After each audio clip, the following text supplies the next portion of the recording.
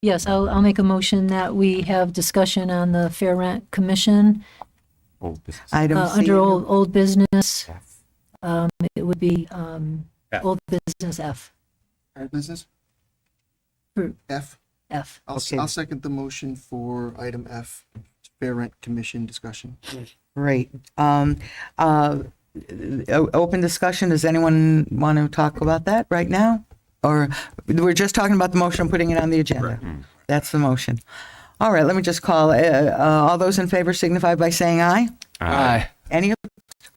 Hearing that, okay, hearing no opposition, let's put it on for item F under old business, Fair Rent Commission. And it's just discussion today.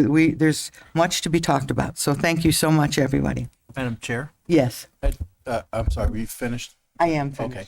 So I had something for Councilmanic Communication. Oh, okay, go ahead. So yesterday I had the opportunity, and along with Councilperson DiPaolo, Mr. Palmera, and Mr. Chaplinsky, and Mr. Morelli, along with Madam Chair, to attend the 9/11 memorial service down at the memorial in downtown Plansville. And once again, it's very moving ceremony. Great job by Mr. Matthew and Mr. Mikas and Mr. Kurtz, who headed up each year. And our Southington Police and Southington Fire Department and Madam Chair had some very nice words. It's so important that we remember the tragedy that happened on 9/11, 2001. So I just wanted to just bring it up tonight and talk about it. Really enjoyed it as usual. And it's something that has to happen because we have to remember that horrible tragedy many years ago. It's such an honor to be there. I'm sure all of you that were able to be there agree. It's, you stand with our veterans and our police and our fire and the Knights of Columbus, and it really is just humbling to say the least. Thank you very much, Mike.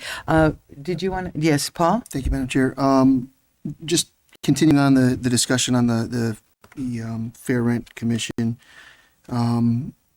Councilperson DiPaolo and myself, I think it was just the two of us, right? Yeah. The both of us attended as delegates of the town council, the town hall that was held by Congressman Larson and Senator Blumenthal. So we appreciate their attendance in hosting the feedback session at the Congressional Church downtown. It was well attended, which was really nice to hear. A lot of the people talking about their personal experiences, which was what the congressman and the senator had for. And we heard a lot of good perspectives that we can consider as we move forward with the Fair Rent Commission. And as far as our discussions, we all received the toolkit, Yes. which is really good. I thank the town manager and the town attorney and you, Madam Chair, for forwarding that along so that we can all consider the key elements of this toolkit as we move forward as well. The last item I wanted to mention, I wanted to say thank you to Mark Ramsey and the entire Leaf team and the volunteers at the Leaf Farm in town. Yesterday was the second annual Harvest Hoedown, which was a kind of a farm to table event that's meant to fundraise for the Leaf program and also the agricultural education activities here in the town of Southington. It was, again, well attended. I'm going to say there was maybe 125 or so people there. It was a great event. There was live music. There was beanbag tossing competitions, great food and drink, and of course, animals and getting a chance to farm. Really great event, and I encourage folks to get out there and see the Leaf Farm if you haven't, and participate in your hoedown if you can. Thank you. Great. Anyone else have any? Yes, Val. Thank you, Madam Chair. So I just wanted to follow up too on the discussion on this past Saturday. Just wanted to thank Senator Blumenthal and Congressman Larson for, coming to Southington. It's to have people of their stature, get here and be able to listen to.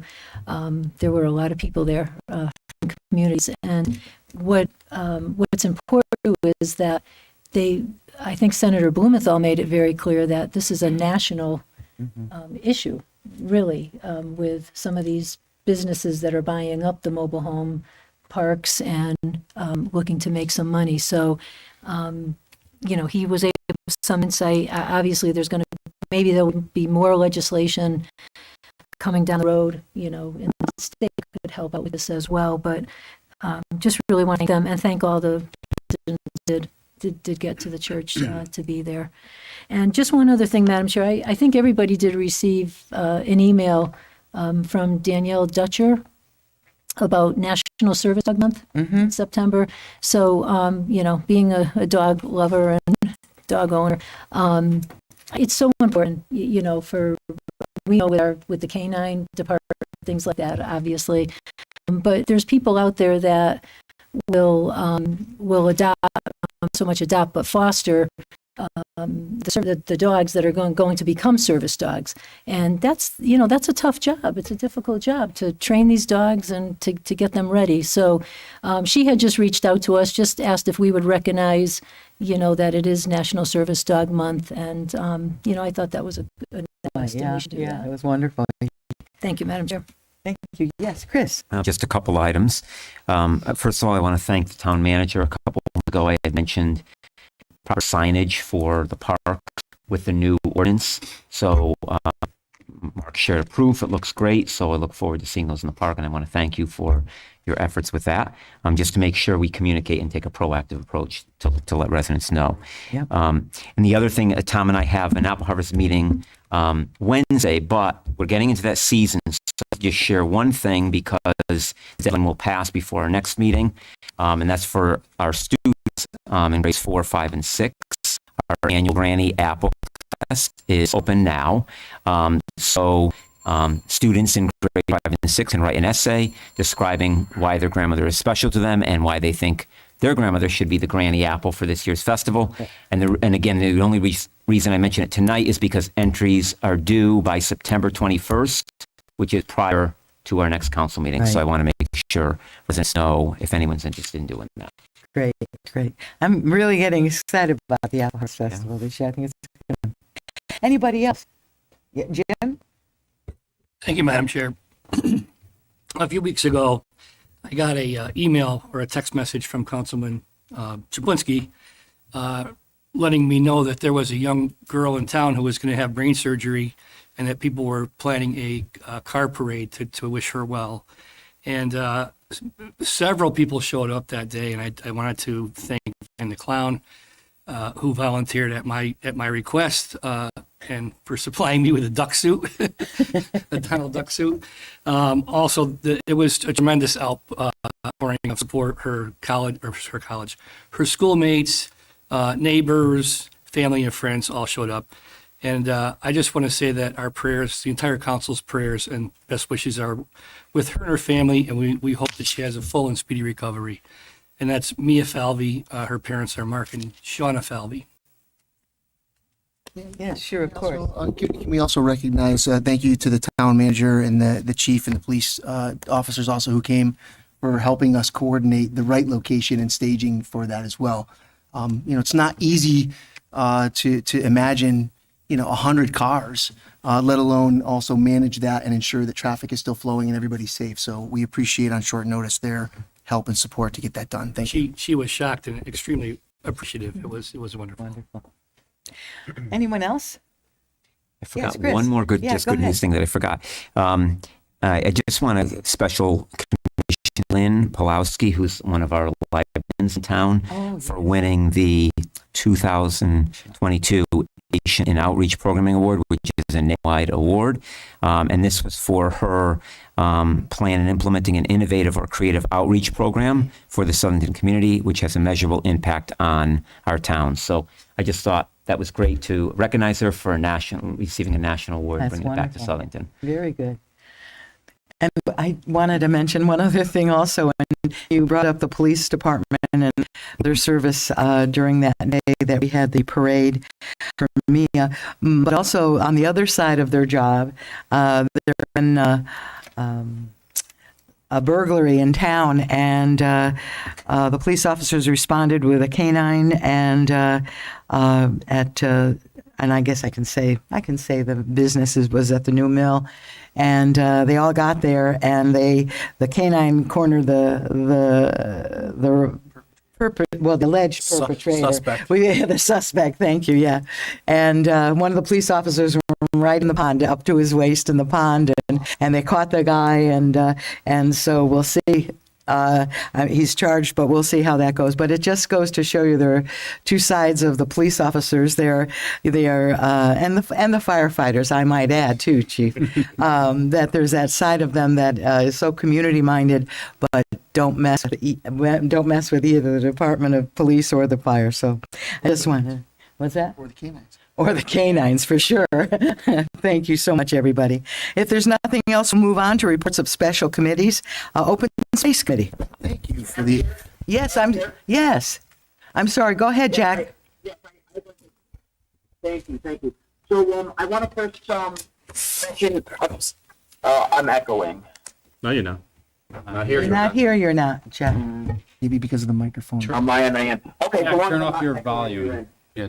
So I just wanted to bring up again, we don't have a liaison for the Historical Society. So I know me and you spoke about that, and I'm just wondering if there's anything, we could obviously move forward, and obviously make sure that there's somebody there representing the council. Yeah, thank you, Jack, because I did understand, I heard all about the meeting at the Historical Society, and I want to just say, when I stepped back, when I became the chair of the council, I said that it was going to be too difficult, but we have not been able to find someone on the council. And so if there's anyone on the council who wishes to be liaison to the library, we can talk about that after the meeting. The second thing, I was really very excited when I thought you were going to do it for us, Jack, but that's all right. The second thing I want to say very clearly is that we are available to hear and listen. I know they're in the process. I called Phil Wooding today because I heard about this meeting and that there were some folks that were angry with me for not being. But I'd already told the board that I was not going to be able to continue. But if there is anything that they have a question about, if there's some way, and you're on the board, Jack, because I know that you also mentioned about calling me, and I appreciate that. So if there's anything that we can do while we're waiting for a liaison, or I'm open to having a member, Phil, or someone from the board of directors to come periodically to the town council. If Mohammed can't get to the mountain will go to Mohammed, and so we really are open. Want to hear from them. I certainly want to hear from them and see if there's anything that we need to partner with. And that's always been the case with the council. And so I would hope that you'd bring that back, Jack, because I'm on the board. And as I said, So, yeah. okay. So My only concern is that I know you mentioned about me being the liaison. I just think that, again, me being a board of director and the liaison, Yeah. there would be a conflict. There would be. I guess I would refer that to our town attorney. Again, I'm there. I don't mind helping and coming back to the council, but I just don't want to get into any issues as far as, again, being a board of director, Yeah. as well as on the council, and then being a liaison for the council. Again, I just want to make sure that it's transparent and there's no conflict there. Yeah, I think that would be great. Perhaps after the meeting, you can give Attorney a call, and you guys can work that out. We're certainly open for that. My initial thought was, and what we talked about, you and I even talked about it, that if you have two separate roles, and if you're sitting on the board of directors, you have one role, but if you're a liaison to the council, it is a little different. So I would refer you to Attorney Riccadone, and the two of you can figure that out. And if there's a way that you can work it out, that would be wonderful, Jack. If not, then we will certainly open up the floor always to the Historical Society. They're the keeper of our artifacts and of our history. So we want to make sure that we're doing all that we can to preserve those facts and those and that history. So if you would just bring that back to them, I'd appreciate it. Yeah, I'll bring it back. And then also, I just want to mention Sunday, September 25th, the South End Schoolhouse is going to have an open house from 2 to 4 p.m. It's the first time we've opened it since the pandemic. Mm-hmm. So obviously, everybody's encouraged, and all the residents are welcome to come down to South End Schoolhouse. And that's on September 21? 21st, 25th. 20. September 25th, Oh, I'm sorry. 4 p.m. Okay, very good. Thank you. Oh, yeah, it's a Sunday. Yep, very good. Thank you. And the last thing the last thing I wanted to mention is I had a listening event last week on September 7th with Val. Apollo, she came down as well. It was a great opportunity, so I just want to thank her for attending, as well as all the residents that showed up. It was a great opportunity to be able to have a dialogue and brainstorm and come up with ideas and get feedback. So I just wanted to thank Councilman Apollo, as well as all the residents that showed up. It was greatly appreciated. Okay, thank you so much. Any other special committees that we want to? I'll kick us off with the open space, Madam Chair. Yes, go ahead, please. So just a couple items. The Open Space Committee has been fairly busy this year. In the last year or so, we did invest in the watershed property adjacent to Crescent Lake. We also invested in a property on East Street adjacent to Sloper, Camp Sloper. And there is an agenda item on our list later on for Burritt Street.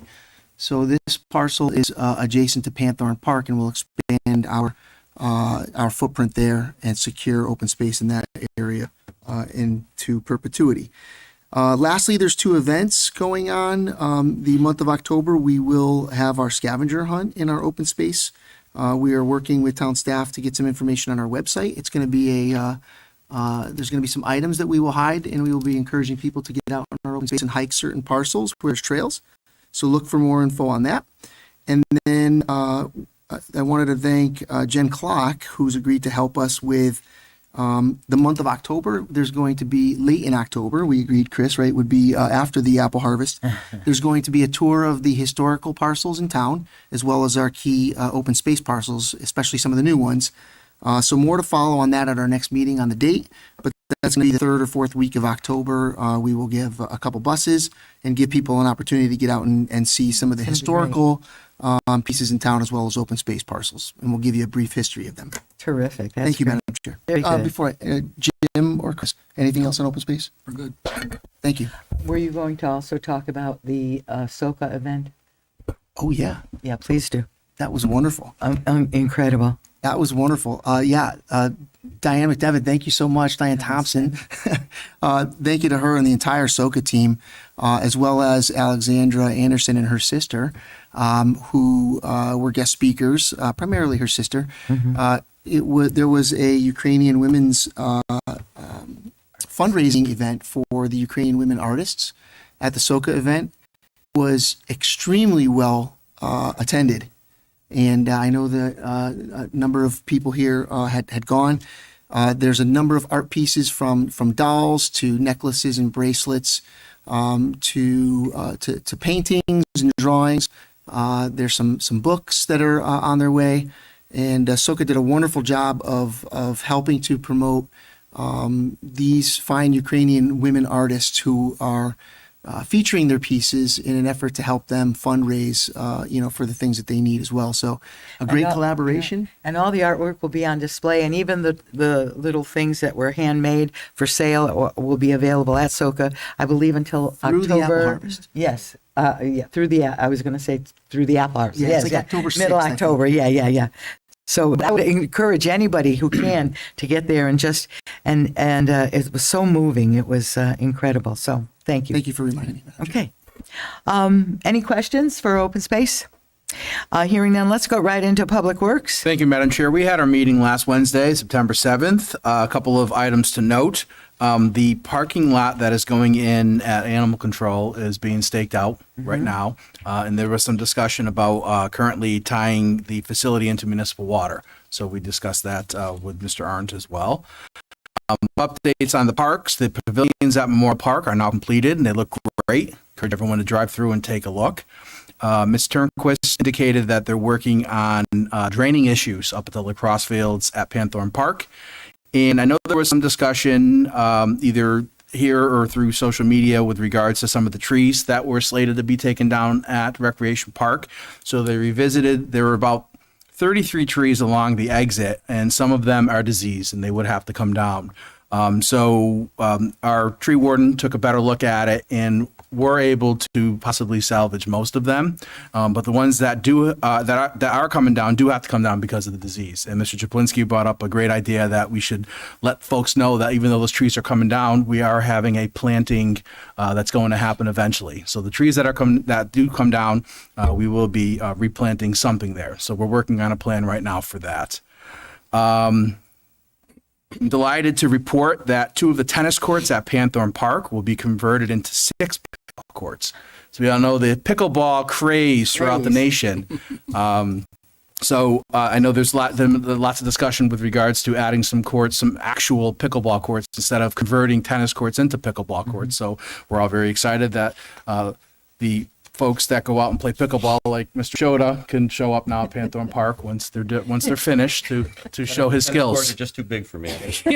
I prefer ping pong, so it's less moving. So, the water department had another busy week. There was a water main break up on West Queen Street last week. It's repaired. The road is back open, but it just goes to show you our continual problem with infrastructure. Pipes are old. So I want to thank the water department for working hard, the police department, the public works department. They were out there overnight trying to get that road back open. So for over a couple of days, actually. So they all did a really great job. Wonderful. Any questions from anyone? Well, there's something else under Public Works. Yes. Okay. Yep. Okay. So we had a discussion about possibly adding a building official as an ex officio member to the Public Works Committee. There's some information in our packet this week. I'm sure everyone took a look and read it. So any questions with regards to that? Just for the public's sake, Yep. I'd like you to kind of explain the rationale. Sure. A building official has never been involved with the Public Works Commission before. So adding this member will help us to try to determine at each meeting. We'll get information from this building official with regards to the goings on at the building department.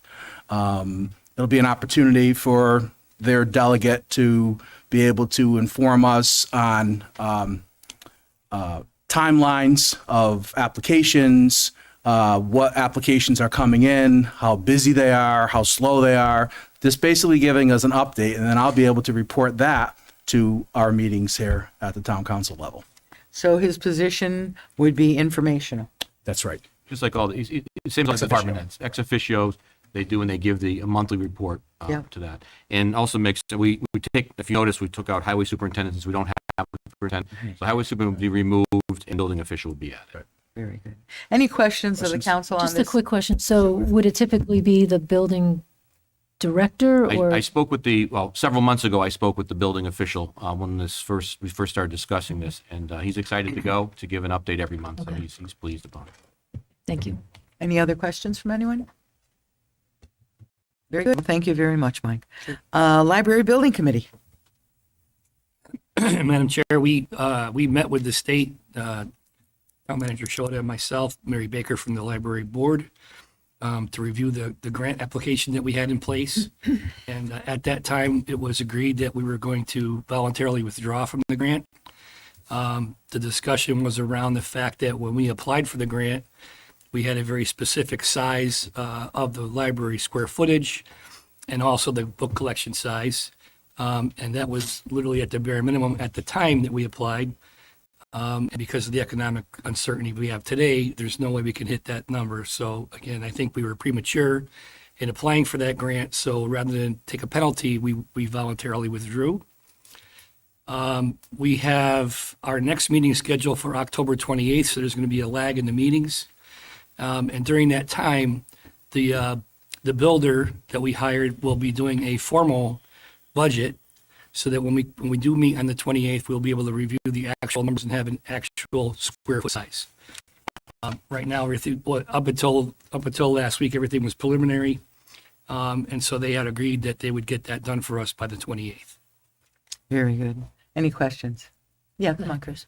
I attended the last library building committee meeting, and I spoke a little bit to the town manager about this, but one of the things that was decided at that meeting was to change the location. Jim, I don't know if you want to talk to it on the site plan itself.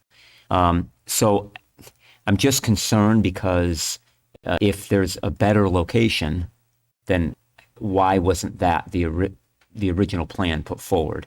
And I know we spoke a little bit, but I think it's important to share publicly too. Sure. Well, I'd like to elaborate on that. So it's my understanding that the information that we used to supply for the grant was a consultation, preliminary information. In other words, it was never the plan for the library.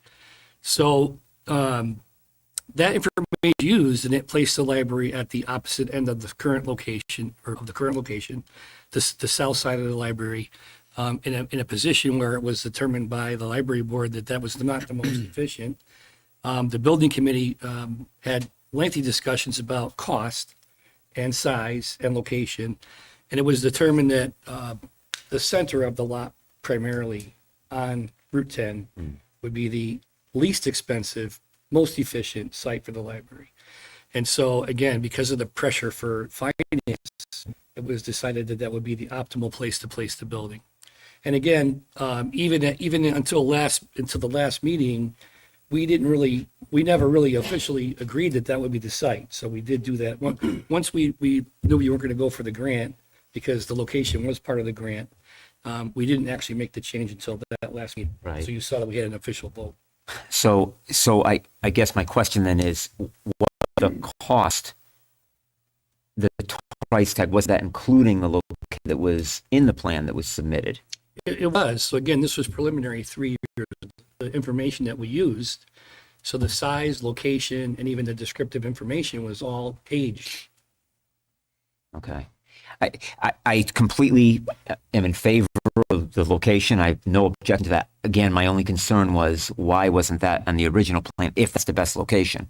I also, move forward, get at our estimates, lived in a building committee with the manager where you don't know what the environmental impact's going to be. So I know you took action on that too. I support that, to get the cost test so that we can accurately get price tag for that project. Again, so my only question, like I said, was in relation to why the change, that was the best location in the first place. Yeah, and I think that everybody really needs to understand that was not a formal plan we had from the previous architect.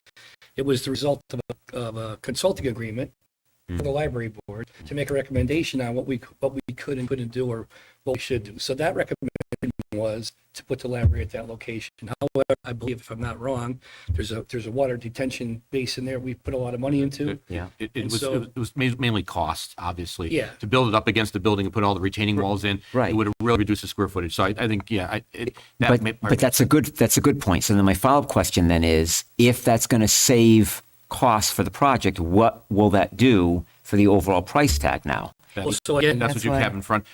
What was ended. We'll know more on the 28th. Jim, Yeah. go ahead. I'm sorry. No, that's fine. Yeah, we had a preliminary budget, and we said, what's the biggest and best location that we can get with our money? Yeah. And it was determined that it'd be the least expensive to put it in that location. And so we're trying to squeeze every penny that we can into square footage. Right. And I did want to also, I didn't finish my report, and that was that, as you said, we did ask for a phase 2 environmental study on the old building so we can further understand what the cost will be with that. And then we also are going out to bid for the test borings to prove that site is the best and most appropriate site. So 2 things that are being done in parallel to the costing. Complicated process. Madam Chair, if I may. Yes, I'm sorry. Yeah, I just wanted to say thanks to Jim and the entire committee. I know it's a sign of the times. It's a difficult process. I'm thankful that you're doing a little bit more due diligence to understand where we are and put as many facts in front of us before sprinting. I think it's really important that we do look at the most efficient use of the property, and I'm thankful that if the decision was made to pull that forward for a variety of reasons, that's going to allow us to maximize the space and keep the cost in check.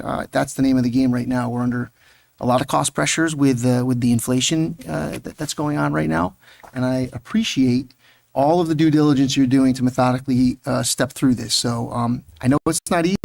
So the preliminary architectural stuff that was done 2.5 years ago was it was concept. and you can't do a quotation on concept. You have to have actual information to do phase 2 studies and engineering drawings and MEP drawings, et cetera. And I think you're at that point now. So hopefully by the end of this month, we'll know more about what the costs look like, and then more educated decisions can take place. But until then, it's going to be difficult. Val?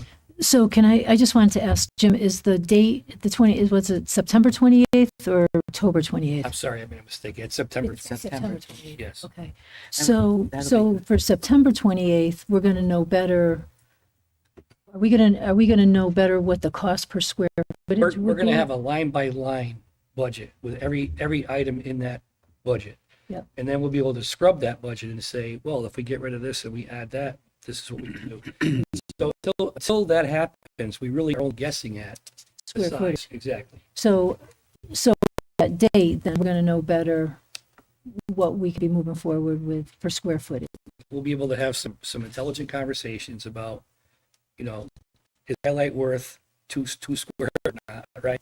Yep. So every item will be looked at and examined, and we will crunch that budget. And we're going for the largest space we can get without sacrificing function in the library. So I guess my question is, I'm just thinking of some of the public responses that we've been getting for the bigger space. If at that time, we're still looking at something that's smaller than what was proposed, are we as a council, are we ready to go to the Board of Finance, for example? Are we ready to talk about what would be the additional cost if we wanted to go to a special referendum? Well, there's only, if I just jump in, there's only so many places we can go for finances, right? Only two. as far Well, as that- so we have somebody who's ready to write the check, Check, right? right. So, so of course, we're going to decide once we have a grasp on what actually we have and how much it's actually going to cost. Jim said, looking at the plan line by line, what do they want to save and what they want to perhaps put off or whatever. I think then the discussion will be that, Val, is now we have this. Are we going forward with this plan? Are we looking for alternate funding plans? Because there's, as you say, there's only two ways if we're gonna expand. But I would like to get them first to give us really what we have, and then we can intelligently talk about what our next steps are. Because we've all heard everybody, and we all understand, and we understand that inflation is here. So, yeah, so that's a good point. But I think we do have to wait for that, and then at that time we can discuss it as a council after we kind of. I think we need a good scrub, but we need to really know what we're talking about. Yeah. And the cost at the time, right? Sure. I mean, now it'll be a little bit more timely. Yeah. Okay, thank you. Anybody else have any questions for Jim? Okay, very good. Let's thank you, Jim. Let's move on to economic strike. Thank you, Madam Chair. We had our meeting last Thursday, September 8th. A couple items to note. I want to give a kudos to our the Planning and Zoning Commission and the Planning Department and Lou Perillo. Once again, a testament to them that Southington is open for business. Just I want to share a couple of items that came up at the strike committee, some additions to some industrial land in town and some businesses. There's an 1,800 square foot building being added to at Rogers Orchards for a cider mill. There's an application for a hotel that's coming in the I-2 zone on West Street. There's Kitchen Cabinet Outlet, a business in town, is doubling basically the size of their property in a business zone. Another application on 44 Robert Porter Road, Industrial Zone I-1, proposed 5,000 square foot building, and a 7,800 square foot building on Smoron Drive in an I-2 zone. So that's just a testament to the Planning Department and the Planning and Zoning Commission and Lou Perillo for working hard to bring businesses into Southington. Another item of note, Mr. Perillo spoke with the town manager in order to spur some development for industrial areas in town. It was discussed that we would do a tax abatement for 5 years for the purpose of municipal, industrial, road, and infrastructure improvements. And the strike committee heard the presentation, and we sent back a favorable unanimous favorable recommendation for that to occur. So more to follow on that. I believe It'll be like everything else. This was after, obviously, we did the agenda. So what'll happen is at the next meeting, you'll actually get the document that we're proposing. If you like it, we'll schedule for a public hearing, and then we'll have the tax abatement in place within 4 weeks. And this is important. In order to spur development, we've got to offer some assistance. Always been told sometimes you got to spend a little to make a little. So And remember, with tax abatement, Seiton's always done the same thing. The base taxes are always paid. So whatever's there right now is always doing that. We're giving the abatement on the improvements. So it's never, we're not, a lot of, but the big cities give you cash to come to, we don't do that. We always pay your base taxes, and the improvements are the ones we give the tax abatement to. So as long as the public understands, we're continuing that process. did I miss anything, Chris? No, I just, again, want to tag on to what you said and thank Lou, because we really are trying to do everything we can to encourage businesses to move into town, so. Good stuff. Yeah, good stuff. Thank you, Madam Chair. Sure. Any questions? Okay, let's move on then. Item 5, the town manager's report. Thank you, Madam Chair. The chair building committee went the first part of it, but I want to thank actually our library director who was with us during that meeting, and I also want to thank the state librarian. I got to tell you that it's the first time I've ever met her. Very intelligent, very professional, and was very informative to us. She taught us things about the state grant that I was not familiar with, and she was very frank. And also the director of building was also very frank. And they make clear, as I think Mr. Morelli already said, that the 29.9 was, I think she said, skin teeth to grant us that. And in essence, she said in a very professional way, unless you come close to that number, don't even bother reapplying for a grant. So, and I went through the process with her, and all the questions that was asked me, not only from this board, but also from the building committee and also from the library board. And they were very frank, and they simply said that this is a project which, if it stays at this particular square footage, they recommended that we voluntarily forfeit. They said there was no other path to go. It made my life a little bit easier. And so there, on behalf of the council, I sent you the documents, both on my informational as well as the document I sent to the state where we voluntarily forfeited. With that, Mr. Morelli is correct. That opened up the building committee to take some action, which was not able to be had until after the grant was forfeited. So answer any questions on that. Thank you, Mark. Thank you. It was very important that you were there. Madam Chair, just a point of order. I forgot that Councilman Perry was on the phone here, and I didn't ask him if he had any questions about the economic threats. By all means, sir. Yeah. Jack, I'm sorry. You didn't have any questions? Okay. Sorry about that. Sorry, Mark. All right. If there's nothing further on that, I brought this up at the last meeting. In front of you today is a change to our sewer ordinance. There's 2 sections that we're recommending a change to. The first one, perfectly blunt, was not enforced, and the town was never much enforcing this one because we felt it was kind of unfair. But someone who has a brand new sanitary sewer system on site, and we bring our town sewer through, it used to be that you had 5 years to connect, or else we would go bring a lawsuit against you. We all know that our septic tank could last up to 15, 20 years. So at that point, we decided instead of going that route, take out that section and then add to the other section, which is if your repairs cost currently more than $1,000, you have to tap in. But we wanted to bring it up to speed because that number hasn't been changed in years. So it's up to $10,000. So therefore, let's think about it for a second. Someone's septic system fails.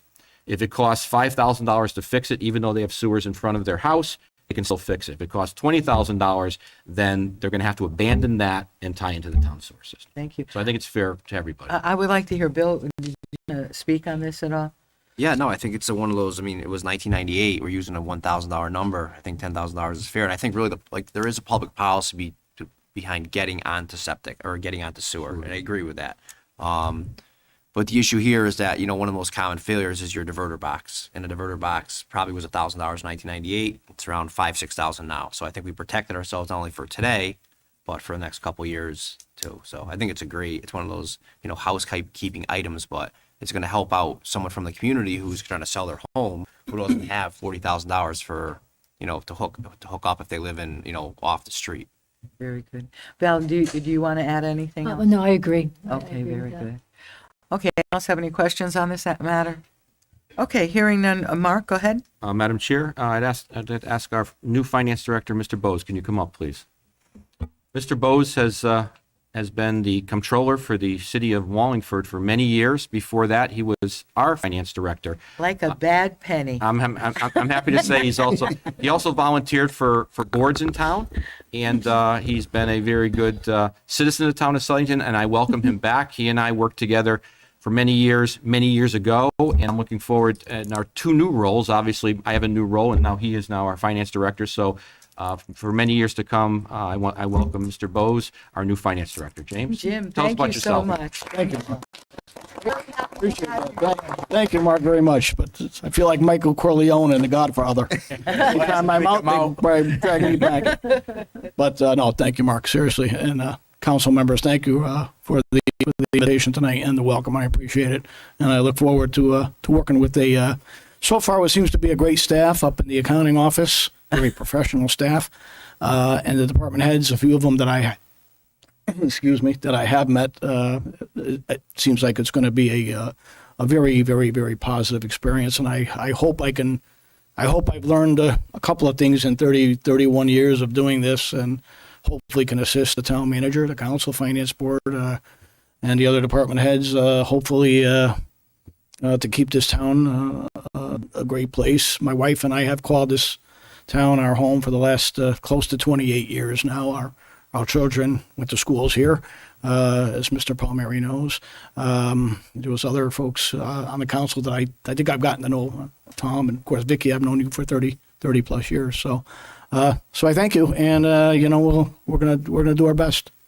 So We are if you have any very questions, unless you ask me like real detail stuff on the budget, I haven't barely found the men's room in I call it the new town hall building because it's all pretty brand new up there to me. But anyway, Well, we're if there's very any happy questions- that you're here, Jim, and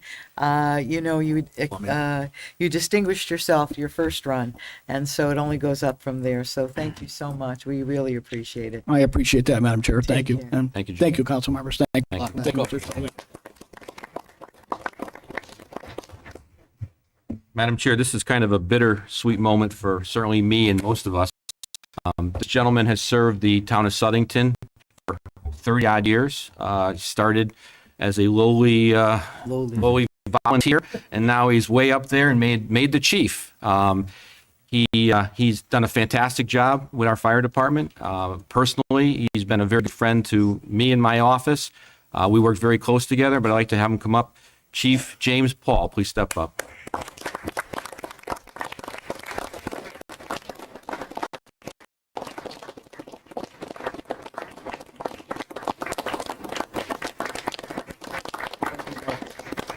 Forgot one of the all-time great mustaches. But those who don't know, obviously Chief Paul is now a retired Chief Paul, and from the Southington Fire Department. And once again, please, Chief, let us know your thoughts and anything you want to say. The floor is yours. So first of all, thank you.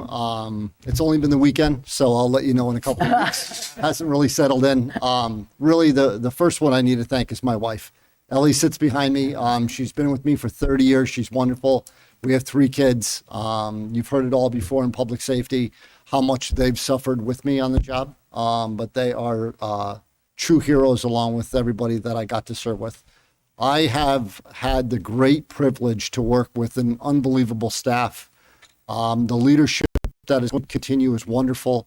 They're beyond educated and experienced, and I'm going to sit back and really watch the department go forward, which is just going to be an outstanding experience. I have had a great opportunity to serve for a couple of years as chief with all of you, and I'm proud of that. I think we brought the department forward, and I'm excited to see where it goes. I like to think I'm still young, somewhat, You started, right, in my mind. But I'm just excited for the next chapter. So thank you for everything, and I really appreciate it. Thank you for the opportunity. Good luck. Thank you so much. Ellie, thank you. Ellie, thank you because you stood behind the whole way, and that's not easy, I'm sure. Thank you, Ellie. Thank you, Chief. You know, that's one thing about the fire department. They don't serve alone. Their whole family serves them. Yeah. Thank you so much. You will be missed.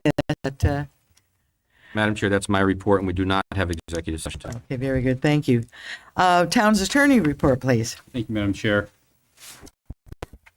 first item on my report is nothing new to this council. At your last regular meeting, you sent over the Burritt Street parcel, which Councilman Chaplinsky referenced earlier, to the Planning and Zoning Commission for review and approval.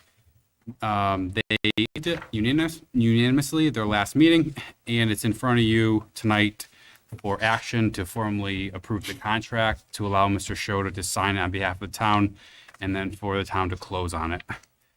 The second, any questions on that? Anybody have any questions about Burritt Street? Okay, great. The second item on the agenda is a little of an outlier.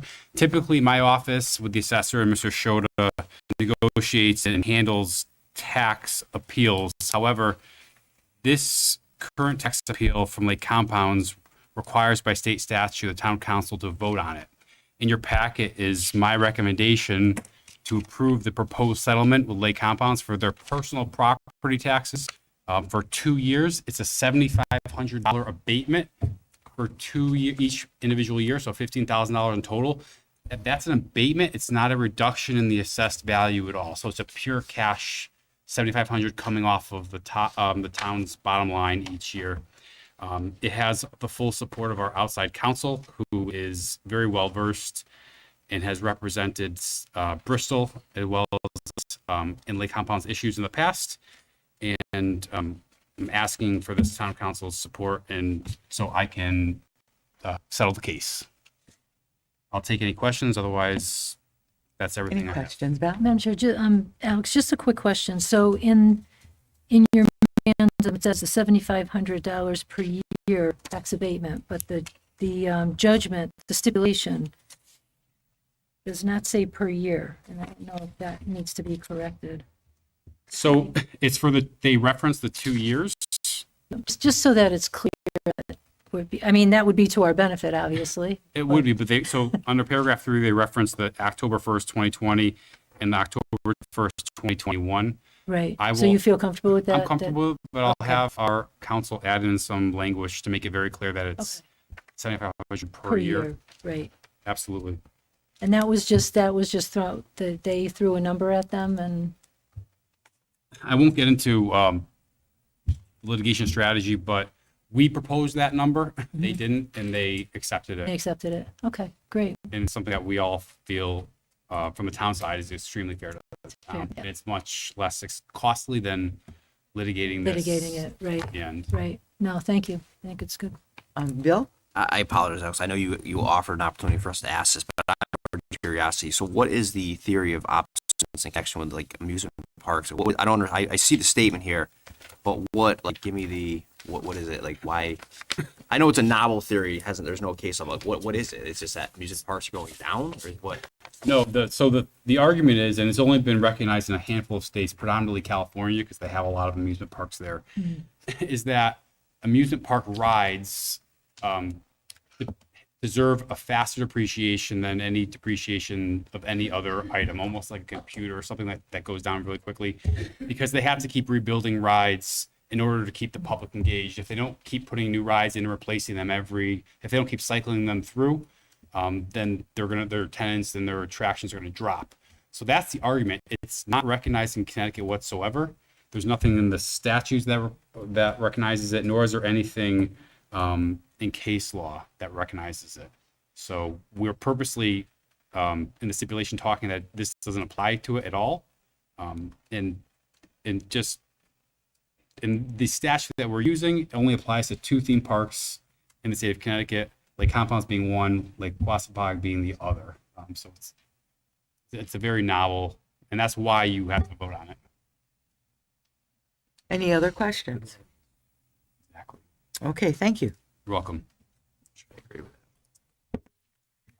Let's move on to public communication. We invite any member of the public who is a Southington resident to come. Please give your name and your address, and we're very happy to listen to you. We won't dialogue with you necessarily unless we have to, but we appreciate all of you coming. Hi. Margaret Lewis, 391 Bellevue Avenue. as I come to these meetings, I learn new things. And at the special meeting of August 30th, I think I learned that if referendum approved money needed to be used in a different way than the original referendum had proposed, that there would need to be another referendum. For instance, if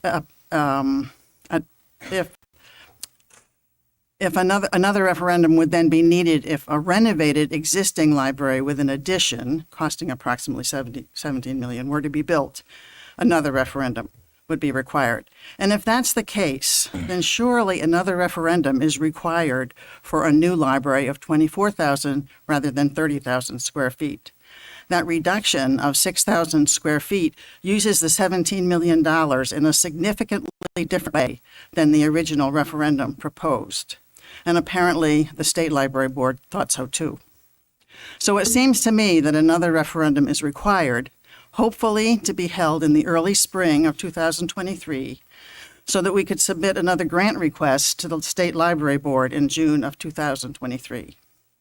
And given that, I would hope that you would scope out and cost 3 alternatives and then decide which of the 3 is most likely to pass a referendum vote. I think the 3 should be cost assessed using the same criteria, and all should include some contingency funding. As people have pointed out, we can't predict what the future will hold, so contingency funds are important. So the 3 alternatives would be: build as much new library as you can for 17 million.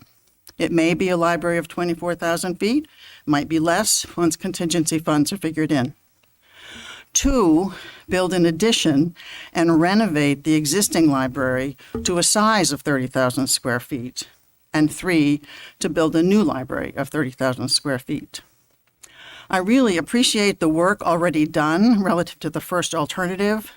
The drawings were very helpful, and you were already engaged in the additional action of reestimating the costs, and to use those same cost criteria for the other alternatives, and make sure that we include contingency funding.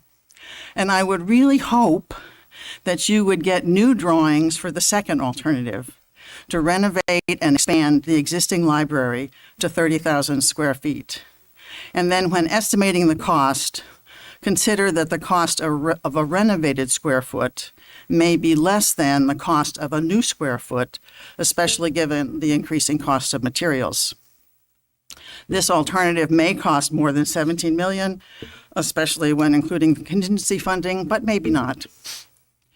And similarly, then the alternative for the new 30,000 square foot library would need to be recosted using the same costing estimates and the contingency funding. And we already know that'll cost more than 17 million. So it would really be helpful to have the research and the cost estimates for all the alternatives to be as transparent as possible. And if an alternative that requires more money is and a referendum as required, the folks will know why. Will know what they will be voting for in that referendum. I do appreciate all the work done so far by the library board, the building committee, and the town council relative to this important project. Given COVID interruptions and impacts, I'm hopeful that you will spend more time to bring a researched and passable new option to the public for referendum if necessary. Thank you. Thank you, Peg. Would you hand that? Oh, I'm glad. Yes, please hand that in. Thank you so much.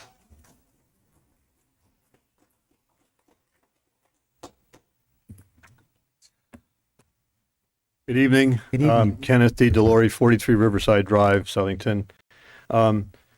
Thank you again for the opportunity to speak and for your service to the community. And Councilwoman DePaula and Chairman Chaplinsky, thank you for coming to the meeting with Senator Blumenthal and hearing the concerns of residents on this, what's becoming a national issue. I want to give a little history here. Park residents first appeared before this council to advocate for creation of the state-mandated Fair Rent Commission on July 11th. By August 15th, we didn't warrant an agenda item, so we showed up with approximately 70 people that night. This past Saturday, we turned out 175, 200 people. to fill the basement room of the Southern Congregational Church. So thank you for adding us to the agenda tonight. Some perspective on timing. Tonight, residents of the River's Edge Mobile Home Park in Beacon Falls are attending their Board of Selectmen's meeting because they are on the agenda after appearing for the first time last month. I know that because I was there. Sun residents in Killingworth, Connecticut, first attended their Selectmen's meeting in mid-April. The Board of Selectmen, including First Selectman Nancy Gorski, voted in August to send the completed town ordinance on to the voters for a townwide referendum. I don't know the exact date, but it's mid-October.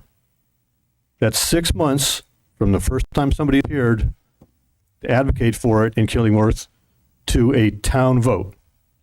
I just want you to consider that. I know that there's lots of concerns about process and liability. I hope that we had answered some of those at the last meeting on September 5th. So again, I don't think we're asking for anything to be moving forward that some smaller towns can't move on, are moving on much more rapidly. A question, I don't know if you'll entertain a question. I was told at the meeting that was mentioned earlier, Friday, September 5th, that no one from the town had talked to Sun Management. Is that still true? To your knowledge? Excuse me? I did not. No, I did not either. Okay, so that, because I've been told that somebody did, I don't know who it would be. Can we expect an agenda item next month and a report on progress on this Fair Rent Commission issue? Yes. Okay. So then, last point is a reminder. Sun residents pay the taxes that Sun pays to the town through our land rents. This is no longer a Southington headquartered family-run operation. It's based in Michigan, and residents believe that your interest should at least balance the tax-paying residents, because we pay the land taxes are paid through our association fees, and we pay taxes on our individual homes. And we don't put a burden on the school system, and I don't think you could say that we have the police out there very often, unless it's for an ambulance call. Finally, there are 500 to 600 homes in the Sun communities. I estimate that means between 750 and 1,000 voters who are paying attention to this issue and who will vote next fall. I don't know if you have any questions, but we're a 55 and over park, and we're not looking for you to act as anything other than a neutral arbiter to protect us from some of the. You guys heard some of the places that are much worse than what we're experiencing, and we're just as scared they're going to use that as a yardstick going forward. I don't know if you have any questions, but I'm happy to answer them. Thank you. Okay, thank you.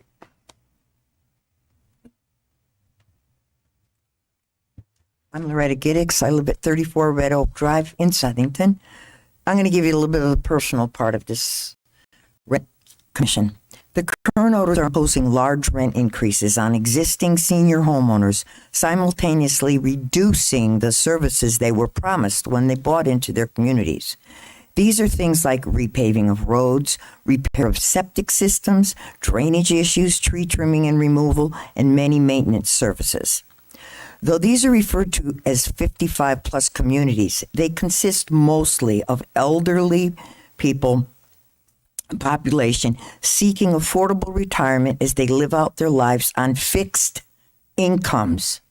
Now, many are finding they can no longer handle the increases when their incomes are being absorbed by medical insurance, prescription drugs, gas, groceries, utility bills that are skyrocketing. Least of these is Medicare. Everybody says, well, you're getting an 8.5 raise in January. They'll take half of that for Medicare. Do it every time we get a raise, so it's nothing. Anyway, when passing the flyers out for our meeting that we had Saturday, I met a lovely woman who has lived in her community for 48 years here in Southington. She said to me, "This is a wonderful idea, but it's unfortunately too late for me, as my rent has gotten too high, so I had to sell my home and move in with my son. There are many other people in this position who don't have children to move in with. Where are they going to go? Is the city of Southington going to build and maintain housing that they can live in? Are they going to live on the street? There are many people that have been there for 30 and 40 years on fixed Social Security. I can't even imagine how little that is from 30 years ago. They're going to be put out. Now, it's too late for this woman, and I just wanted to say, give the importance of doing this in a timely manner so that not more people are going to have that story to say that they were put out because it was too costly for them. I don't have a lot of confidence in how much the city commission can do because the commissions that have been made so far in the other towns don't seem to be having too much of an impact. I am putting my faith in the state, as in January, that they are going to propose a legislation to put a cap on what Sun can charge us for this year's rent. We're hoping that someone is going to propose it, and I hope that you will hopefully be behind them. And if you got your commission together, you might even be able to help them. Thank you. Yes, thank you so much.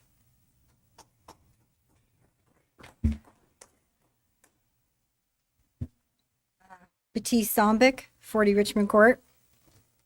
I was here last year about the library, and then just hearing what was talked about earlier as a CPA, I am flabbergasted to think that you put in front of the citizens, the taxpayers, a referendum to vote on that was based on budgets, not even budgets, estimates, grand ideas, line items that were not completely tied out.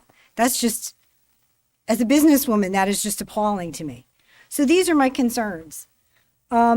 When we do a referendum, it goes to the Board of Finance, they approve it, yay or nay, and then when it comes to town council, you put it up for referendum, and the citizens, it's basically an up or down vote. I'm either voting for not 17 million, let's be honest, add in the tax, add in the interest. I'm voting for 21 or 22 million for a library, or I'm voting for nothing. We never see the other side of the picture. My husband contacted one of the members of the Board of Finance to say, well, what would be the cost of renovating the existing library? Oh, I'll get back to you. We never heard back. And I wonder how much personal bias came into play, because I know some of the members of the Board of Finance wanted the new library. So are you voting and doing what's in the fiscal best interest of the citizens, the taxpayers, or are you allowing personal bias to get involved in the situation? Too few citizens really knew what was going on. You don't have a lot of people that come to these meetings. You have even fewer that come to the Board of Finance unless it's for the Board of Ed budget. So I know myself, I knew nothing about the library till it was in the paper, had passed the Board of Finance and was coming to you guys. So there's not enough information out there. And we weren't given an alternative. And we had a member of the board of the library who created a PAC. That really blew me away. A PAC to advertise and promote this very expensive library that, in my opinion, we don't need and we can't afford. But there was no offsetting alternate voice out there.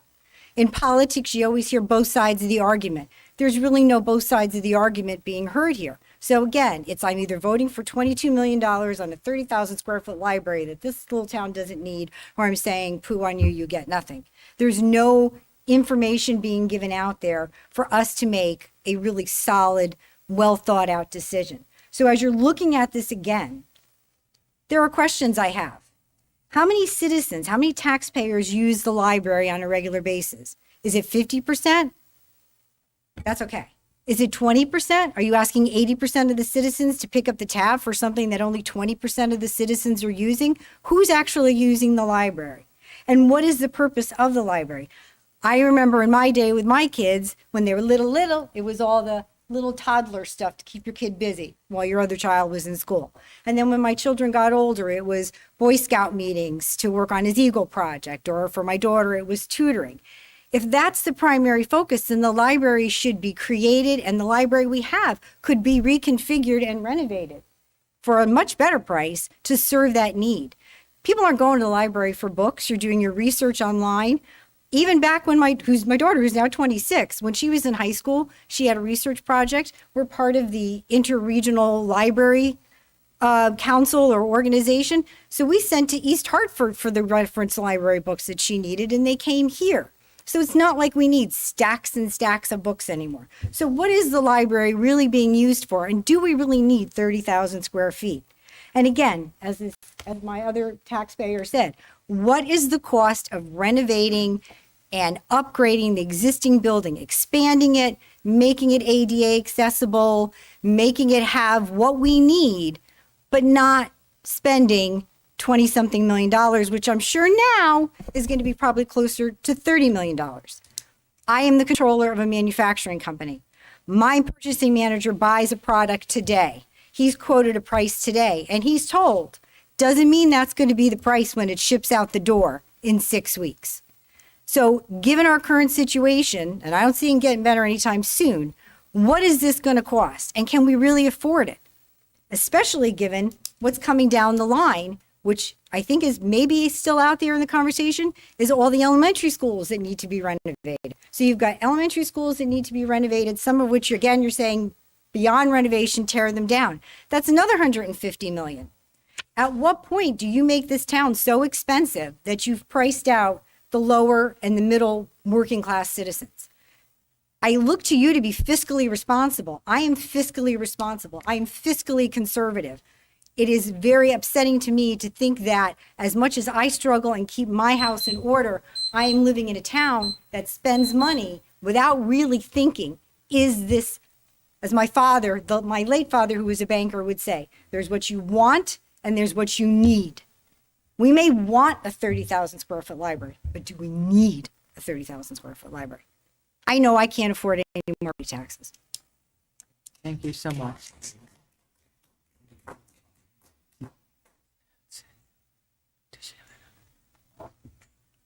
Regina Calviello, 12 Beecher Street, and I was not planning anything. I don't have anything written. I just have some papers in that I'm going to look at.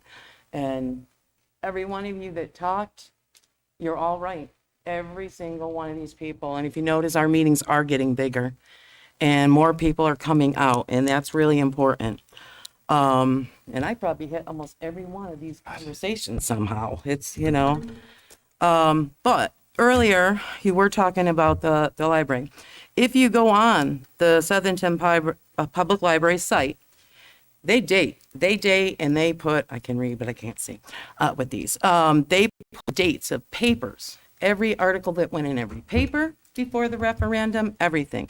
And there's also, and I can actually give this if you want a copy of this, that states the ordinance that will be set before a referendum. It says the square footage, it says the amount, it says everything. Is that the actual referendum, Regina? That's the Southington Library, that's what's supposed to be coming forth. As people said, I don't know where to find the actual referendum. There was no square footage in the referendum. Okay. Again, you keep saying there's no square footage. These are all of our public library's papers. Every single paper that every citizen in Southington saw before this was that. So tell me what that is. Why does the public library have that as an ordinance in their files? That is going to be set forth as a referendum. Bottom line, I don't feel that you should go through with anything until it gets back to us. Back to us. And I'm going to tell you, if you think the people that voted yes, think about this. If you think the people that voted yes are going to be mad because they're not getting what they want, think about the people who voted no, that didn't even like that figure. You might want to think about that, okay? I'm not going to get into more than that. Just the other thing is, if you look at other towns, we know. We have 40-something thousand people in this town. Plainville, they got like 18,000, and they already have a 30,000 square foot library. Wallingford, 44,000, they have a 68,000 square foot library. Bottom line, I think you guys have to start thinking what the people are talking about and listening to what we're saying. because it is getting frustrating. Thank you. Thank you. Is there anyone else who would like to address the council? Thank you.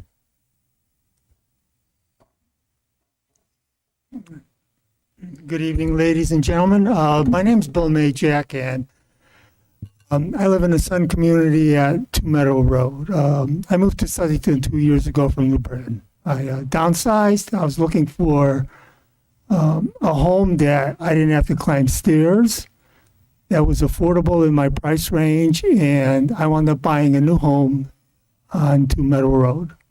And I enjoy the community very much. It's quiet, it's peaceful.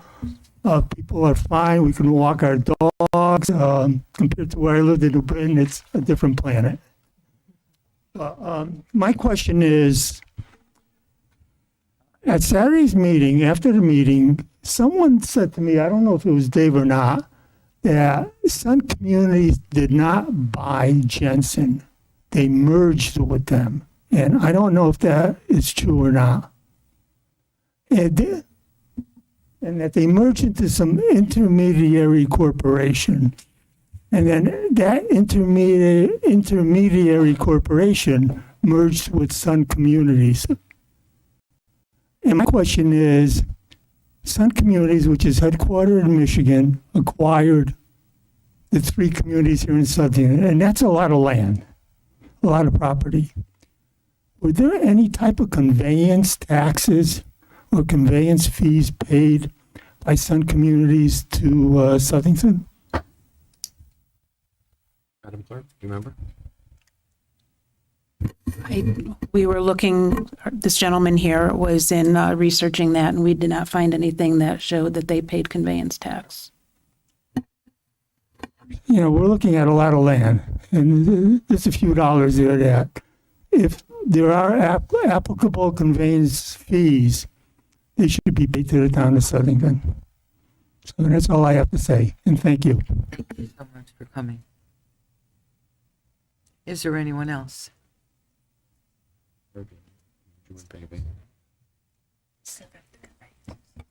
Art Watts, if I live in Sun's community. And as last week, you saw all the people that came down for Saturday. Now, these are only the healthy people. 2/3 of the people couldn't make it because they're in wheelchairs and handicapped, no rides. So, I mean, these people need help. You know what I'm saying? It's a shame, you know. One guy, he's in a bed. He wanted to be pushed on here so he could come in. But, you know, that's not necessary. I think, you know, you got to think that these people need help. They're only making $1,200 a month. Okay. Thank you so much. If that's it, I want to thank everybody for coming. All of your comments are taken very seriously, and we appreciate you coming out today. I'm going to close the matter of communication at this point in time, and let's go on to old business. Action, item A, action on scheduling a public hearing, code changes to section 345-32, mandatory connection to public sewers. I'll make that motion, Madam Chair. I'll second, Madam Chair. Madam Chair, I recommend that it be September 26th at 7 o'clock. Okay, September 26th at 7 p.m. We have a motion. We're still in our meeting, please. Madam Press. Madam Press. What's it? Thank you. Thank you, Dave. Is there any further communication? Is there any further comments on this? We have a motion and a second. Madam Clerk, would you call the roll, please? DiPaolo? Yes. Dudzik? Yes. Lombardi? Yes. Morelli? Yes. Palmieri? Yes. Perry? Jack, are you on? Yeah. Okay.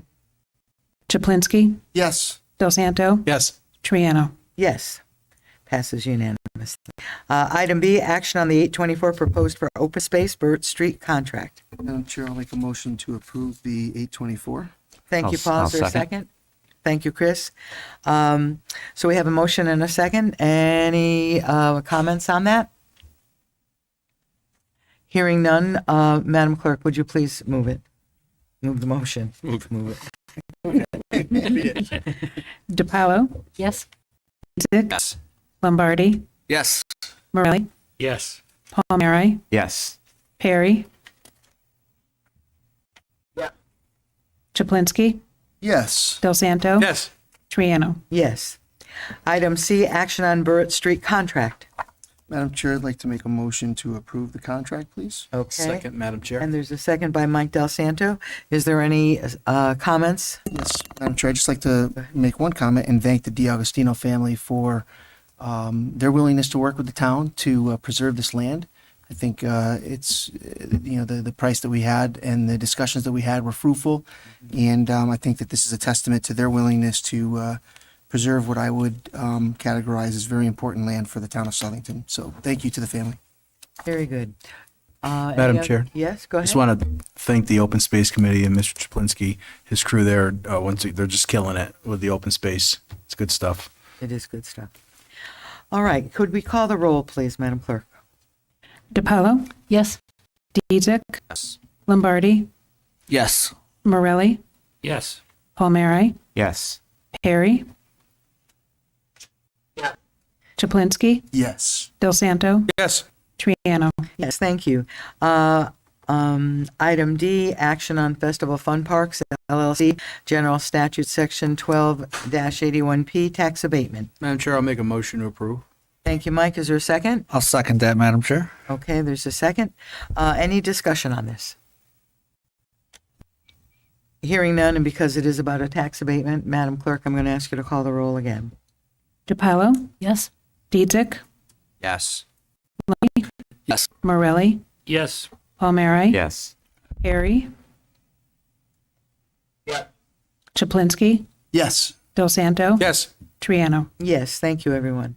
Item E, modify the town council's policy and procedures to add a building official to the Public Works Committee as an ex officio member. Madam Chair, that motion. Thank you, Mike. Is there a second? I'll second, but can we also modify this motion to remove the highway superintendent? As presented would work out perfectly. Okay. As presented. Okay. As presented, Oh. I'll amend my motion. Second. And you're going to second it, Yeah. Chris. Thank you so much. Is there any further discussion on this? It's just the record, it's presented in the packet, so we do have it in the packet.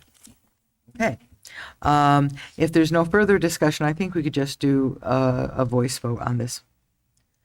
All those in favor signify by saying aye. Aye. Any opposition? He's Yeah, that's a yes, Jack. Thank you so much. That passes unanimously. Item F, discussion on Fair Rent Committee. We're going to have a bit of a discussion this evening. This is not something that's on the back burner. I want to make sure those that are involved in the Sun community understand that we are working very hard. One of the things I do want to say is that this is not a narrow spectrum of commission. This is a very broad-based commission. We have, I found some statistics, and the average size apartment in a rental space in Southington is 750 square feet. And the average rent is $1,421. 16% in Southington are renters, and that equals 2,696 households. The rest, of course, are owner-occupied. I say that because it is so important that we get it right, and I think we all want to get it right. And rather than rushing and putting something together very quickly, we do need to go step by step. There is no hesitation. All want to do what's right and fair of the citizens in Southington, which is over 43,000 people at this time. Our objective, as I said before, is to make sure that the renters are treated fairly, that the landlords are treated fairly, and that we protect the town from litigation. So I want to open it up for discussion if anybody has anything. As Paul said, we have sent out the whole packet for the Fair Rent Commission to every member of the council. Our next meeting, we will have very detailed discussion on it, things that are important for each one of us. Now, we may disagree on something, but I'm committed, and I think all of us are committed to finding a structure that we can build upon to go forward. I know if people are waiting because they're afraid the hammer's going to fall with an unfair rent. We will get to that, and we will, and you will have opportunity, should that happen prior to us passing our actual, because we also have to go to the ordinance committee as well as public hearings, and as I said, with this many people, we have to be fair for everyone. So, so I want to just open it up right now, just preliminary discussion. We all got this today. I made sure I asked him to get it out to every one of us. Town Attorney Riccadone, would you like to address any of this at this time? Absolutely. So, I do have some concerns, and we do have to put this in place. Just as a housekeeping issue, several people on the town council me and asked about conflicts of interest in voting. And over half the town council has self-reported to me that they either own rental properties outright or have an interest in some sort of rental properties. I'll say for the record, I also have rental properties in Southington.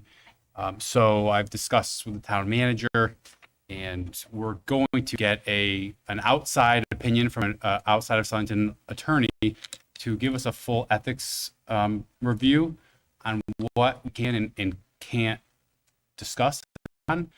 I don't know. I haven't done a deep dive in it yet, but I want somebody who's totally independent from this forum to give everybody a full opinion, because I know that's important to a lot of people on this commission.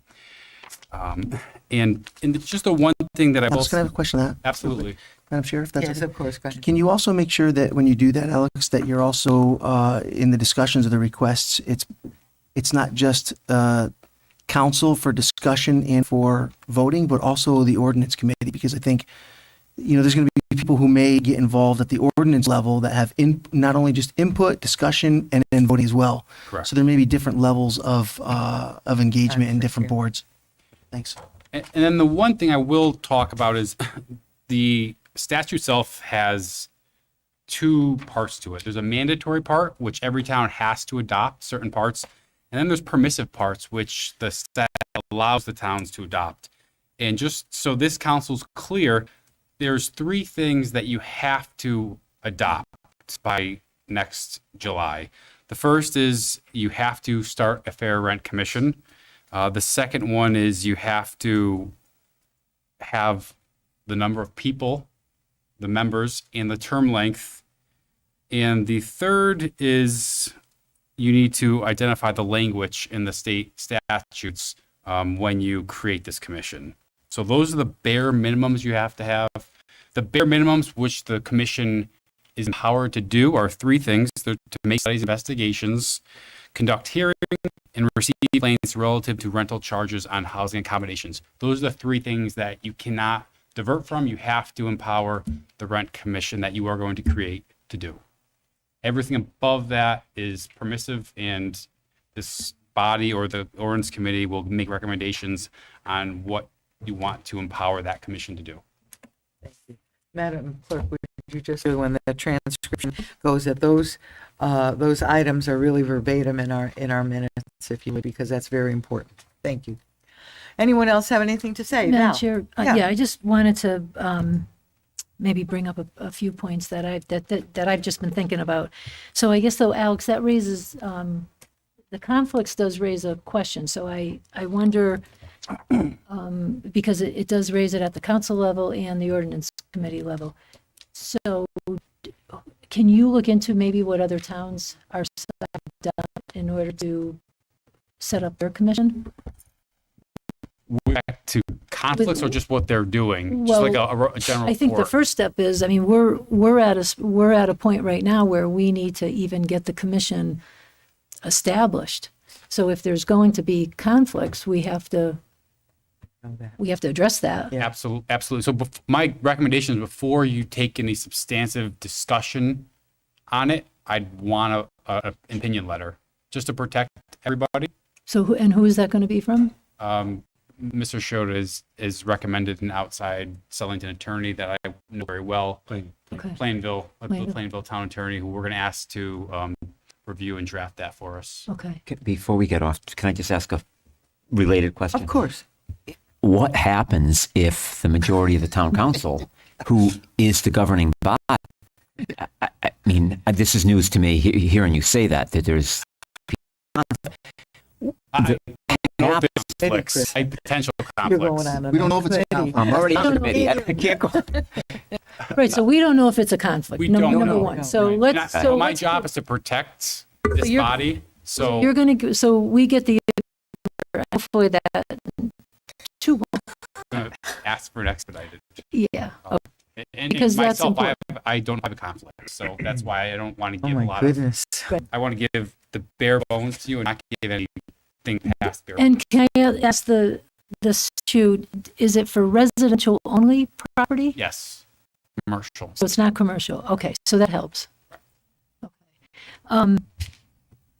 So I mean, just my thoughts on this from being at, being at the couple of meetings that we've had, being there on Saturday at the, with Senator Blumenthal and Congressman Larson. I think that the toolkit that's been passed along, I think that helps to alleviate some of the concerns that we have as being fair to landlords, being fair to tenants, liability. We heard from the attorney in our meeting that, he's been doing it 30 plus years and they're minimal appeals. So I feel much better about, that whole issue of whether the town would have liability. I think one of the biggest things for our town would be that we would have to maybe have a staff person, right? That, would have to be involved with this commission. If the commission is busy, that there could be some costs and things like that. But as far as liability, I feel much better that there really should not be a huge liability to the town. And Vicky, to answer, I think if you look at, if everybody's able to go through the model ordinance and really read it and really look at the annotations, because when I looked at the ordinance, there were some things in there that, could be concerning. Then look at the annotations, then we can maybe have some discussion about, okay, just as an example, maybe we want a 5-member commission versus a 7-member, or that's kind of a simple thing. But, as an example, the factors that are used to determine if rent is excessive, how much weight Does would the be put in committee- each. Well, it's basically the annotations say, it's kind of a common sense, it comes down to common sense for the commission. And the rent has to rise to a level of being sure and conscionable. So that's a very high standard. The other thing that I've thought about is, we have this situation with Sun Communities. That's a very specific situation right now. Yes. It is a national situation. It's going on. And I do think we have an obligation to move this in a timely manner because of that. It is impacting a number of residents in our community. So I think we try to move this in a timely manner, taking everything into consideration. If you take out that population, right, and now you set up this Fair Rent Commission, in some of the research I've done, some of these commissions hardly ever meet. Right. Okay, because it's only only someone if has a necessary. problem. Right. So, remove that we have this going on right now because we have the mobile home parks in our town. I think we have to just remember that this isn't going to be, I don't think it's going to turn into a commission that is going to be, people are constantly going to be going there for, excessive rent. I mean, people can try, obviously. They can file a complaint. But the commission is going to have to look at that based on what language is put into place and say, your rent is fair, I think I think that's very true, Val, and you and I share a lot of feelings on this, but I do want to make sure that the structure that we agree upon is broad-based so that we're not going to have 2 fair rent commissions. We're going to have one, and they're going to handle folks that are in mobile or mobile home situations, and also those that are in rents, and whatever the policy that we put together must be viable for all of them. Bill, you had your hand up. I'm sorry. Go ahead. Yeah, I mean, just to add to Val's comments, I just want to kind of maybe help frame the argument. So I'll make the, maybe a counterpoint or a different argument. So, again, this is consistent with the way the state of Connecticut, the General Assembly's been legislating. So, it was similar, accessory dwelling units, marijuana. They kick the can to the municipalities to make decisions on a local level. And that's fine. I understand that. It's like a third level of federalism now we have. But really, the common theme, the people I feel most bad for are the Sun community. I mean, really what's going on is you have corporate money squeezing individuals, but they're using the municipality to say, fix the problem. And they're giving us this legislation, which is just being rolled out to fix the problem. Really, this should be done at the state level. The state should say mobile home communities and leasehold interests, because it's specific. You can't take your mobile home and move to a different community. You have to stay where you are. You're essentially kind of stuck there. Right. So at the state legislature level, fix it there. I mean, I'm just framing the argument. We're gonna talk about it a lot, but and the legislation it's going to be proposed. They should It's say gonna be you can only proposed. but do it at the state level. It's just unfair to us to push it to us now. And these poor people are coming here and fix incomes. Right. It's not the person who's paying $1,500 and the rent's going up to $1,850 and they can just get another job and move. I feel bad for these people, but again, I feel like it's the state pushing it to us. We're debating it here. We're spending our time, and it's unfair to us. That's kind of how I feel debate should go. Well, I understand that point, Bill. I just think that the state, legislation sometimes takes a while at the state level. So if it's being proposed in January, it's being proposed, and it may help the mobile park homes across our state. We certainly hope so. And But maybe it we does should hear help. from our state delegates. Well, we can hear from our state delegates, but we don't, we heard on Saturday from Senator Blumenthal and Congressman Larson that that's another avenue. The Fair Rent Commission is just one tool, right, for people, for landlords and tenants. It's not going to be the fix it for everybody. The legislation hopefully will help to take care of some of that, but I think just in general to have a fair rent commission in your town is not necessarily bad. I think maybe we should have had thought of having one before this. But now we're obligated to do it. And we are We're gonna focused, do and I think everybody's on the same page that we want to move forward. Some of the specifics may differ a little bit, but I think we're all on that. And Madam Chair, if I just one quick thing though, this toolbox was created by, some pretty smart people. So I don't want us to just try to really spend the time recreating the wheel. I'm not saying we have to use it verbatim, but a lot of the work's been done. So I really think we should, it's been researched, the sites are there. One thing they should have in here probably are definitions. I think that would be good to have, but I don't want to see us spend a lot of time recreating it. I think that there's a lot of work that's been done here that could help it to be fair for both sides. Thank you. Is there anyone else who wants to speak?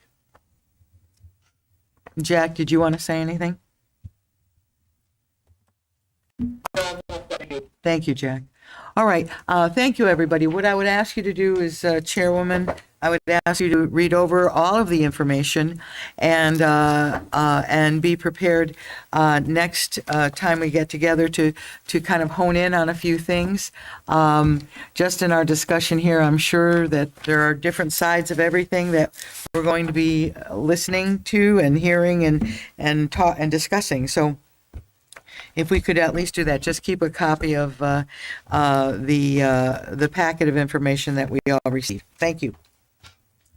Hearing nothing else, we're going to move on to new business. Tax refunds. Jack, do you have them or does somebody else have them? It's Jack. Madam Chair, I make a motion to approve the tax refunds that are in our packet. Very good. Now we have a second by Bill. Thank you. All those in favor signify by saying aye. Aye. Any opposition? Hearing none, the tax refunds are approved. Appointments, item B, Ethics Board, 2 members for 3-year terms. Madam Chair, I propose 2 names. I'll put forward 2 separate motions. The first would be for Mr. Joe Markley. A second, Madam Chair. Joe has served 1 term and partial 1 term, and so he would be eligible to serve a 2nd term. So we have a name and a second. Is there, it has to be a Republican based upon the makeup of the Ethics Board. So all those in favor signify by saying aye. Aye. Is there anyone opposed to Joe? Hearing none. Tom, go on. The next member I'd like to put forth is Mr. Joe Pugliese. I'll second, Madam Chair. Thank you. Again, this is a matter of Republican appointment. All those who are saying aye. Aye. Opposed. The second item is commission member year August 2026. It was just a matter of finding a BOE member to it, and I spoke with Colleen, the chairman of the Board of Education, Colleen Clark, Mrs. Clark, and she suggested Mrs. Carmody would stay on the committee for another 4-year term. I'll make that motion, Madam. Okay, that we have a motion. Second. And we have a second. All those in favor signify by saying aye. Aye. Anyone else? Okay, very good. Any opposed? None? Very good. The third item is the Board of Assessment Appeals. Just for, all four of those were your motion, and all four. Okay. Yes, thank you. Our Board of Assessment Appeals, there is an opening, and do I have a motion? Madam Chair, I'd like to table that Second. for the next meeting. Okay, I have a motion to table. Is there and we have a second. All those in favor signify by saying aye. Aye. Any opposition? Any opposition? Okay, very good. We'll take care of that at our next meeting. May I have a motion for adjournment, please? Take that motion, Madam Chair. Second. All those in favor signify by saying aye. Aye. Aye. Thank you, everyone, for coming. Thank you, Jack, and thank you.